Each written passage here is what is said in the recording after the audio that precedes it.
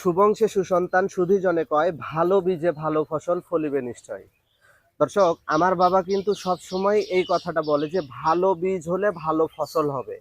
মনে রাখবেন, আপনি আম গাছে কখনো কিন্তু অন্য কোনো ফল ফলাতে পারবেন না, এবং সেই আম গাছটা যদি বীজটা ভালো হয়, আপনার যদি রানী আহ, আম হয় বা হচ্ছে যে আপনার ভালো মানের ফজলি আম হয়, তাহলে কিন্তু তখন ওই ফলটা কিন্তু আপনার খুবই ভালো হবে, এবং সেই ফলটা সুমিষ্ট হবে, এবং ফলটার ওজন ভালো হবে, সবকিছু ভালো হবে।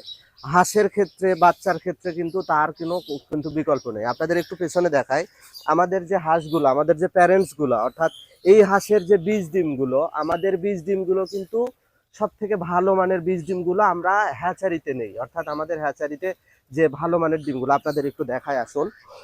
এটা আমাদের হাঁসের যে ডিমগুলো, আর হচ্ছে যে আমাদের এই যে হ্যাচারিতে, এখানে একটু আপনাদের দেখায়, আপনারা দেখলে বুঝতে পারবেন। এই যে দেখুন, আমাদের যে ডিমগুলো, এই ডিমগুলো কিন্তু আজকে হয়তো বাচ্চা বের হবে।